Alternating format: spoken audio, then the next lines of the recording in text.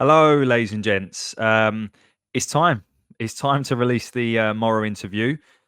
I really hope you enjoy it as much as I did recording it. Steve was fantastic the whole time, answered honestly, and you'll hear that from him.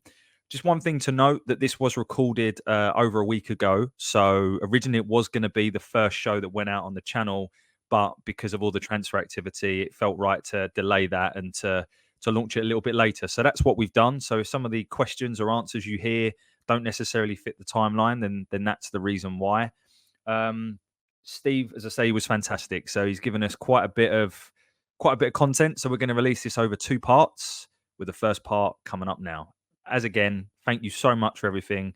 Please do continue to like, share, subscribe, and all that kind of good stuff. And I really hope you enjoy this interview. Hello, ladies and gentlemen. Good evening, good morning, good afternoon, wherever you're listening from. And welcome to the very first episode of Chat with Chaps under its new podcast logo. And we're starting off with a bang. We are starting off with an exclusive player interview, a man that certainly needs no introduction. Over 700 professional games, 243 goals, including 92 goals for Millwall. He is our third top goal scorer of all time, part of two promotion winning teams. Sometimes divides opinion, which we'll get into. But for me, a modern day Millwall legend and my favourite player to have ever pulled on the shirt. Welcome, Mr. Steve Morison. How you doing, Steve? I'm good, Chris. Thanks for having me on.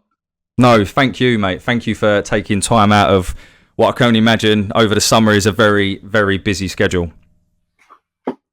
Yeah, look. I don't get asked often. So there's no fault of my own. I don't do many. But yeah, no. Look, pleased to come on, and I love talking about my time at Millwall, especially. Great. No, thank you. Thanks, Steve. And in terms of talking about pre-season, how is it going? Notice that you've been very busy in the transfer market. 13 signings so far. Two former Millwall lads in Nana Boateng and Harry Ransom. Yeah, look, it's been busy. We had to do lots of work. We needed lots of players. Lots of players left, and really pleased with what we've done. A couple more to do, and pleased to bring in players like Harry and Nana as well, because I think they've got a lot to add, especially someone like Harry who's got experience, and Nana who's on his way up, and hopefully we can help him get back into the league, either with us or be a stepping stone for him. Yeah, and Nana was... A lot of Millwall fans, I think, were surprised Nana was released. He played against Palace in a cup game not so long ago, and he did pretty well. And we were... Quite a few fans were sort of crying out for him to be involved in the first team squad. So that comes as a surprise. So, I think, speaking on behalf of Millwall fans, that we wish him all the best. And we're certainly jealous of your transfer activity, let's say that. I don't think we've signed anyone just yet. So we're eagerly awaiting a signing. I'm sure Chaps is working hard. I'm sure he is. I'm sure he is. Actually, let's touch on what we were talking about with Nana Boateng there, just off air, which is just around the fact that sometimes players have to drop down a league or two to be playing games to ultimately build themselves back up to where they should be ultimately, and that's representative of your career, Steve, wasn't it? You did get released from Northampton, you went down to non-league, but then in a bit of a meteoric rise. Within 2 years, you were playing international football and playing in the Premier League. So how much did mentality play a part for you in that section of your career?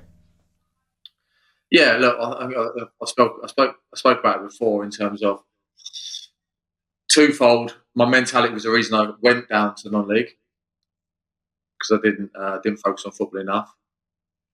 But then when I got the opportunity to get back into full-time football and get that chance again, I wasn't going to allow it to be my last opportunity, or to give it up, or not leave every stone unturned that I could. I did all sorts. I got my hamstring at Gillingham away, I think it was, for Millwall when I got back in the league. And then I was doing yoga on a Wednesday night on my day off. I was doing all sorts of stuff, and it was just anything that I could do to be the best version of myself, and that was something that I just really focused on. And I didn't ever think I'd get to where I got to, but I'm just going to give myself the best chance to be the best I could be at the moment that I was in. And obviously, the rest kind of took care of itself. And there were some bumps along the way, but we managed to get over them and keep climbing. And then I said, when I come back to Mill, I think for my third time, I was such in a comfortable place in my football career that I knew what I could do. I knew what I was good at. My game had to evolve a little bit as I got older. And then a different side of your game. Like, I definitely wasn't a leader when I first was at Millwall, but you kind of learned to be that. And so I was pleased to manage to get to 37 before I retired. Yeah, and we'll certainly talk about. Obviously, you went to Shrewsbury and stuff, and we'll cover that a little bit later. But I think, you've said in previous interviews about the things that you did to try and make yourself just that 1% better. I mean, there's a story around you spending $2,000 on pots and pans, and I think I've read that you did some boxing or something. And for me, you and we said earlier that you sort of divided opinion, but I'll be honest, I find that really surprising, because to me, you come across as someone that as soon as you stepped over that white line, you gave everything for the football club. You had an arrogance on the pitch, but certainly come across humble off it. And I think you epitomise Millwall fans in the sense that you say what you think, and ultimately, if someone says something, you're going to give it back. And I think that's what Millwall fans are. So it's really interesting that some fans didn't take to that. But what's your view on why you think that you sort of split opinion with Millwall fans? It was just that. It's like, you've hit the nail on the head. It was quite funny, because Millwall's one of those grounds, especially at home, where you see everyone's face, everyone sits in the same seat and all that kind of seat. Everything. And it was just funny. It was just like, someone would tell you were crap or whatever you want to say, like, use the expletive that they want to use, and you'd see them do it, and you'd turn around and go like, whatever it was you'd say, and then it'd be up in arms. It's like, oh God, he's shouting back at you. But then what was quite funny, you'd go away from home, and then I'll be winding up the opposition fans exactly the same way as we're doing at home, and Millwall loved it. Yep. So it was brilliant. And obviously, look, I'm not stupid to one of the biggest reasons is the playoff final. Obviously, when we got ushered off the pitch because the Millwall fans invaded the pitch at Wembley, and that was just me being frustrated in the moment, and unfortunately it was live on Sky. I said, I don't know whether I've said it before. I must have said it, but I'm not sure. Because we got ushered off the pitch, I then got picked for a drugs test. Oh, really? So as soon as you step off the pitch, they grab you. So when we all got ushered off the pitch, obviously we were celebrating and we all had to get off the pitch. And I was doing my typical asking people to get off in my really nice way. And got put in the tunnel. And as soon as you got put in the tunnel, you get grabbed to say you're going into thing. And then obviously I'll come out and did my the Sky interview, and it was just everything just got on top of me then. I was like, I can't even celebrate. I've got to go inside now and do a drug test. Everyone else is going to celebrate in the dressing room. It was just a bad 5 minutes. Yeah. And I ended up in the drugs room. I can't even remember who I was with now. And you're in there for like an hour. Oh, really? As long as that? So you can't even have a beer or whatever? You've got to... You're having a beer in there to try and weep. Oh, yeah. I mean, it helps, yeah. But it's like look, that's the stuff that people don't see, and obviously my frustration come out live on thing. It was like the greatest moment, but the most frustrating because if the fans had come on the pitch, we wouldn't have had to go in the tunnel, and I'd celebrate them for half hour, whatever it might have been, and yeah, it was just a frustration. I spoke my mind when, in hindsight, I shouldn't have said anything. But yeah, as I said, I just said how I felt at that time, and maybe it wasn't the best moment, but that's life, isn't it? It is. I got over it very quickly. A shame others didn't. No. That did seem to linger, but I think like I said, one of the reasons I always really admired you was because you said what you think. Ultimately, if you didn't care, you wouldn't have said something like that. And I would rather have players that care playing for my club than players that don't. And I'm sure there were many players in your. I'm thinking very much of the Ian Holloway era that players that just didn't give a shit about playing for Millwall, and I don't think anyone could ever say that about you. No, I said that was a tough time. Obviously, I come back under Steve Lomas, didn't I? Yeah. And then obviously that didn't go well, and then Holloway come in, and that was just a bizarre experience. And we didn't get on. Like, I didn't get on with him. Like, in terms of nothing wrong with him as a person, he was a great guy. But me being me, I think we played Brighton on a Saturday, and I think I'd had a pop at one of the coaches on the Thursday, and we went for a Nando's. I remember sitting in Nando's with a few of the boys, and I got a phone call from Ian saying, "I'll see you Monday." And I was like, "We got a game Saturday. What are you talking about?" "Nah, you don't want to be here." I was like, "Well, I quite clearly do. Well, what's the problem?" "No, don't want to talk about it. See you Monday." I was like, "All right." And then I went back in, and the lads were like, "What was that?" I said, "Oh, it was the gaffer. Told me to go home Monday." And he was like, and the lads were all like, "What are you going to do?" I said, "I'll see him at 7 o'clock in the morning. Don't worry about it." And I remember the next day seeing him. I think I was on the bench in the end with Brighton. Obviously, he spun it that he wanted to see whether I wanted to be here or not, or whether I did want to go home. Playing games. But I loved playing for Millwall, and I loved what it stood for, and I think that's why I think the reality is people like me more than they don't like me there. 100%. But it's always the people that don't who have the louder voices. But that's football, isn't it? It's I loved it there. And I said, like, "No, you may ask me later." It's somewhere that if you ever got a phone call to ask to come and clean people's boots or play football or manage the football, whatever, you'd want to go back and do it. Well, yeah, I'm going to ask you that question later, so we'll come on to that.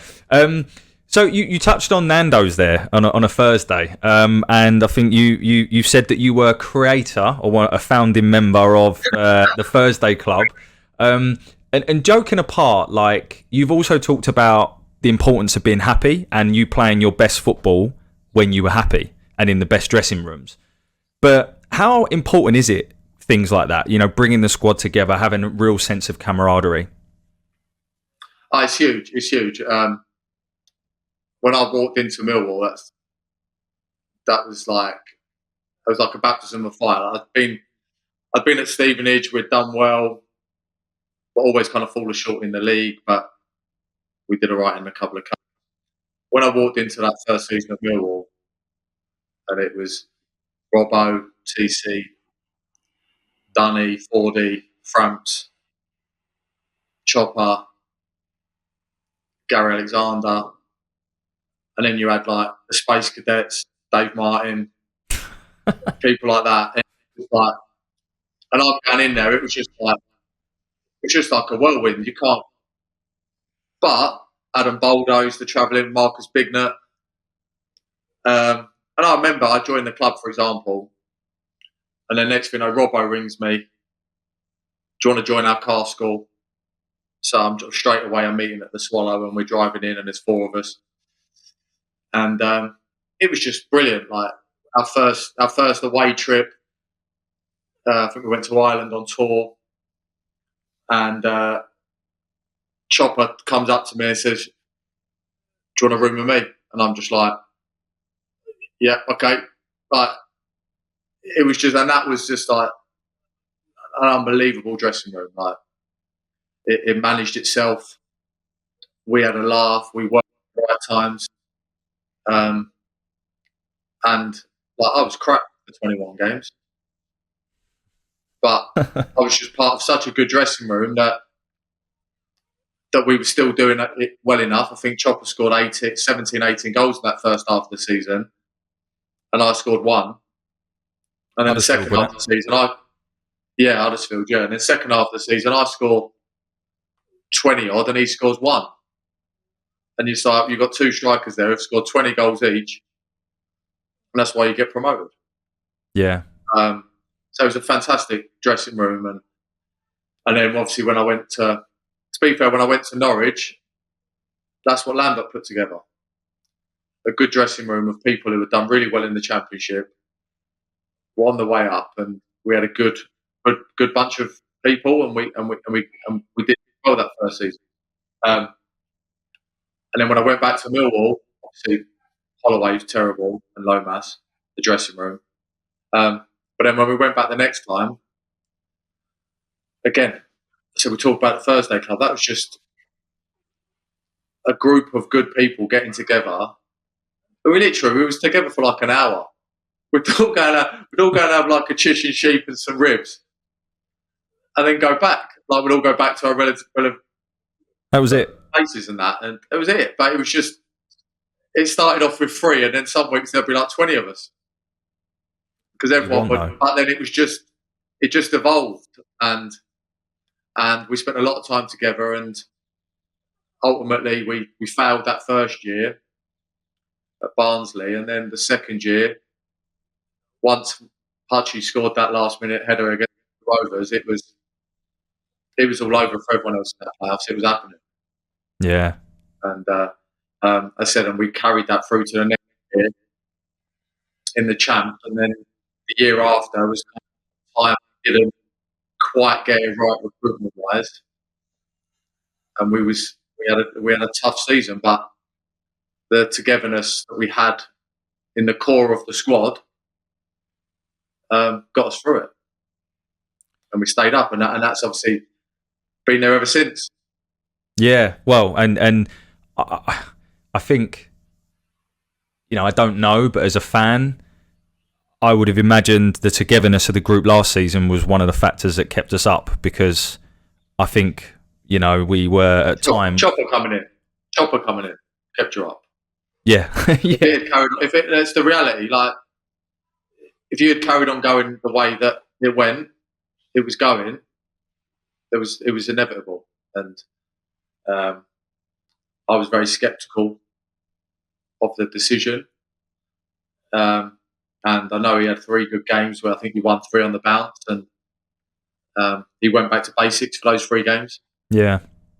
And he got the results, and then went away from basics. And then Chopper comes in, puts the fundamentals of on the pitch, brings the fans closer to the players, and you get that bit of luck as well, which undoubtedly you need. And as I said, he kept in the club comfortably. Yeah. He did, and I think arguably it's one of, if not his biggest achievement, because keeping us in the Championship, I think, was vital last season. And it was a time where we had 3 managers, and obviously one of those managers was Joe Edwards, and we tried to evolve the playing style, I think, under Joe Edwards, and maybe too quickly. You can't evolve the playing style with that group of players, unfortunately. No, they are what they are. I agree, and that's kind of where I wanted to come on to next, Steve, which is, I feel like you've been in and around the games before, during, and now sort of part of the modern era of how football was evolved, right? Not just from the stats, the sports scientists, and all that kind of stuff, but just this sort of tiki-taka style of football and all these formations where no one plays a striker anymore and all that kind of stuff. Like, what's your view on how football is evolving? Um, it's evolving because people are evolving and society's changing. We have to go with it. We have to be adaptable. I said the people not playing with strikers. I think often you look at it and it goes because they haven't actually strike up, and they've got to find a way. It might be injury. You look at. I'll look take my team. I lose a couple of strikers. I've got to look. Do I put an academy player in, or do I try and find another way? And that's just football, isn't it? And it is changing. I think there is a reason to change as well. Like you got better facilities, you've got better pitches. The players that are coming through they're made differently now. Yep. Everyone wants to play football in a certain way when they're coming through. It does feel like it's coming to the end of that era now of the old school player. I think they're going out of the game slowly, so you have to evolve. And also with football, you'll notice that it's ever changing. Look at the Euros now. Lots of teams are playing 4-4-2 again. Yeah. Was it Slovenia or Slovakia? Slovenia the other night played 4-4-2 and had a good game, didn't they? And only just yeah, a few of them have, and everyone just does it in slightly different ways. You could argue a 4-3-3 is a 4-4-2 if the 10s are forward and the two wide players, the two midfielders is 4-4-2. So it's just you've got to find your way. You've got your style, and often it's the players that dictate what you can and can't do because you want to try and get the best out of them, don't you? So, but I said, society's changing, and we have to kind of go with it because it's a very social world. No one talks anymore, so it's it's just an interesting. Honestly, and you go to training some days, and like you watch a session that you put on, and no one speaks apart from you.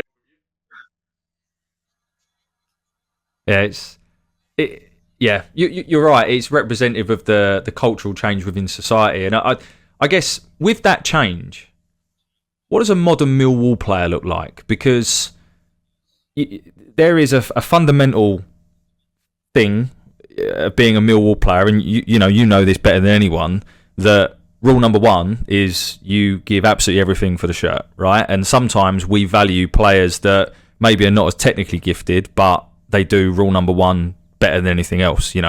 With the greatest respect, I'll just pull Jimmy Abdu out as a player. You played with him, but he never come across as someone that was technically, superior, but he had an engine on him and would run for a brick wall for the club. That was the perception. So, but as the game is evolving, how do you strike that balance between having that kind of, coining Neil Harris's phrase, Millwallness, with ultimately the type of quality player that we need to get to that next level?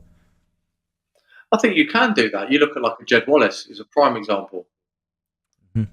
He's got the quality to play at a top-end champ team, fighting for promotion, but as the grit and determination to be a Millwall player at the same time. And I think that's a kind of prime example of what that looks like. Yeah. You take a Jimmy Abdu. He's like a poor man's Kante type player, isn't he? Do you know what I mean? Like runs around, gets around, does everything. And there's a place for those players in the game. And at Millwall, you run and give everything. They'll sacrifice a little bit of quality at times, but you also have a lot of them now that are expecting more than just a bit of grit and determination. So from a Millwall fan's point of view, for Millwall to evolve, they need to relax their grit and determination you look at like Eze. when he gets released from Millwall, because you can't see him playing. He wouldn't have had the career if he had stayed at Millwall. He wouldn't have had the career he's had. No, because he'd have really struggled to break into Millwall's first team and have that freedom and be the type of player he was then. Obviously, now he could. Let's get it right. Now he'd come in and run the show. But at the time, you could see why he got released because of the type of player it was. You can imagine that type of player playing for Millwall, maybe giving the ball away quite a bit, but then doing something magical. Maybe not working as hard as what someone else would. Being accepted, and that's where it kind of has to change and evolve. And I think an interesting, I don't know if experiment's the right word, but we have Romain Esse, obviously very similarly named, clearly a very talented, technically gifted young lad with supposedly a really good attitude. This could be his breakthrough year for the club, and hopefully he plays a little bit more. But I think fans hopefully will be more forgiving because he is one of our own, and he's young, so hopefully he has that bit of that credit in the bank, so to speak, based on what you just said there. Yeah, 100%, and you have to give them a bit because they have to feel that love, and if they're loved and feel like they can do it, then they will. If they feel like they're fearful for making a mistake, then they'll stop trying. And they'll just keep everything simple, and you'll be like, well, anyone could do that.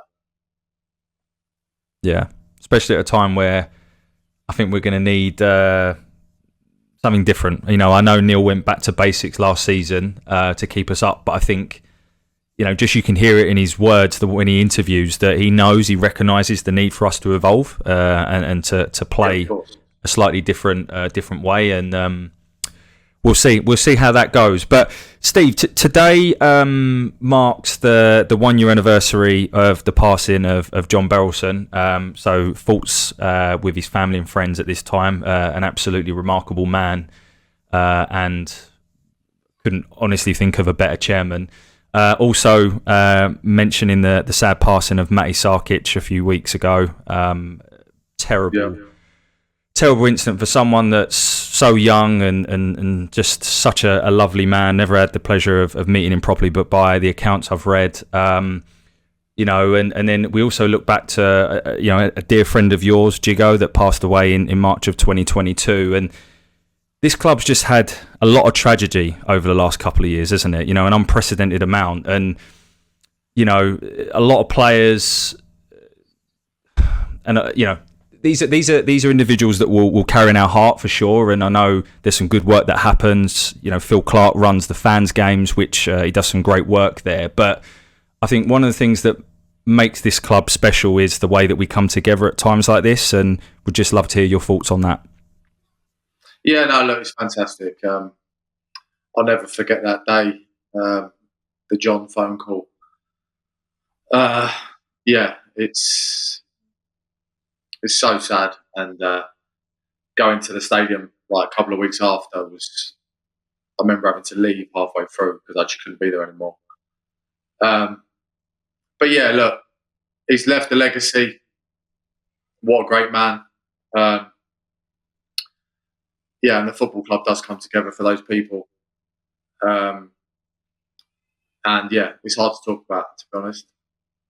Yeah, but yeah, they've lost a lot of good people, and yeah, we wish those people were here now. Absolutely, and I think it's hopefully that legacy continues under Jimmy, which is it's lovely that his son is taking the mantle. If you don't mind, is there a personal anecdote you can share on JB? I mean, he signed you, right? And I remember hearing an interview with you. It was on Wall Talk actually, where you were sitting down with, was it Graham Wesley, and he phoned KJ and he didn't know you were there, and sort of trying to do the transfer business for the summer because January didn't quite happen. But yeah, any sort of personal anecdotes you feel comfortable sharing, Steve? Oh, what with John? Yeah. There's too many. Um, he was he was a friend. I speak to him all the time, and yeah, just like even when I finished, and he would just reach out all the time, and he'd just check in. He'd even ask me questions about things they were going to do, and he'd say like, "What do you think?" And it was just, it's just there's so many to. He'd come to the dressing room to see us all before games when he was there, and yeah, it was just like, he wasn't a chairman, he wasn't an owner, he was just a friend, and I Yeah. think it's there's so many like little stories, and but they're quite personal, if you know what I mean, in terms of I would like I tell you the funniest one was I signed for Leeds. I'd been there 6 months. Brian McDermott comes in first day of pre-season. We do the run-in. He pulls me in the office after training and goes, "Can I have a word?" I was like, "Yeah, no problem." He goes, "Right, I need you to leave because I need your wages because I want to bring Noel Hunt in, who we had at Reading." I was like, "Right, no problem." He goes, "Well, what are you going to do about it?" And I said, "Well, I'll leave." He went, "Where are you going to go?" I went, "I don't know, but I'll sort it out." He went, "You're going to be in tomorrow?" I was like, "No." I was like, "I'll sort it out." And I got in the car. I rang John. I said, "Do you want to take me on loan for the year?" And he goes, "Yeah, of course. What's it going to cost or whatever?" I said, "I don't know. You just give Leeds a call and tell them you want to take me on loan for a year." And he rang me back on the phone. I said, "Yeah, all sorted." And I literally just carried on driving straight down the M1 and signed the loan for Millwall that afternoon. So Wow. that's how the move on loan come for the year. So uh, obviously not the most official channels, like going through. Managed to just ring the owner, ring John, and he sorted it out. It would have been interesting to hear the phone call that John made to Steve Lomas. So, by the way, Steve's coming back. Well, I mean, but that tells you the relationship you must have had with John for him to just do that, because I don't think he'd have done that for anyone, and I'm sure Steve Lomas was buzzing to have you back, mate. There's so many things like that. Like when I left to go to Shrewsbury on loan, and then obviously I decided to retire. Like, yeah, John just acted like John did. Do you know what I mean? He was like, yeah, it was just so easy, and it was just like it was more about making sure I was all right. Yeah. When it's like, do you know what I mean? And he was just just a good guy. Well, thanks for sharing those couple of stories, Steve. I think the fans will definitely appreciate those. He yeah, it's at times thinking about the man that he was and what he's done for our football club, it leaves you speechless. It really does. Yeah. Speaking of men that have done things for our football club, I want to move on to talk about Neil Harris and the relationship you've got with him. And I think you touched on earlier that he was, a big part of when you joined. He said, "Right, you're rooming with me." I'd love to know if he was involved or supported you in bringing you back permanently, that when you come back after the loan spell. And then, of course, I don't know if your time overlapped at Cardiff. I think it did. But just, how much of a role has he played in all the stages of your career, and how has your relationship developed over the time you've known him? Yeah, look, he took me under his wing. He didn't need to. He could have seen me as competition, but he didn't. I said, took me under his wing in when I first joined. I remember him handing me the ball and saying, "You're taking penalties now," as if like that was kind of him passing the mantle. Mm. Obviously, I think when I went back on loan, I think he was then doing the 21s for Millwall at the time. So obviously that made all that easier. And then, when I went back permanently, he was, of course, he was a massive factor. I had to play the game with Leeds, obviously, to get that move over. I think I joined on the Thursday before the season actually started, and we actually played Shrewsbury in that game. And obviously, that was something that I remember him. I had to go and I had one request, and that was that he took the number 20 shirt off of Fred and give me it back, which he did. So yeah, Why the number 20, Steve? Like why? You know what? I got it.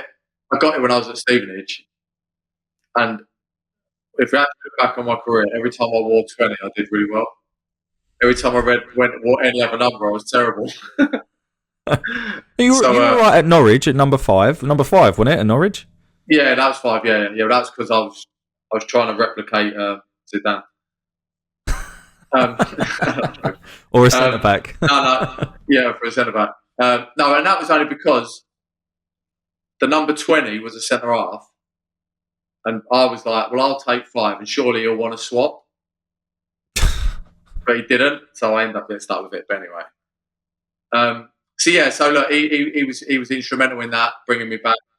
Obviously, we had 4 great years, and obviously it came to an end. And obviously he was Cardiff manager when I went in there. I was actually doing finishing off one of my coaching badges, and we met up for some food. And he just said, like, I then asked him, would he be interested in myself applying for that role that had come up? And he said, yeah, I'm sure he'd help me get the role behind the scenes. Well, look, we don't talk all the time, but our conversations are always like, what's your opinion on this? Or what do you think about this? And if I ask him and he gives me it, then I'll take his word for it. I've just signed a player off the back of his recommendation. Right. Lewis Simper at Cambridge.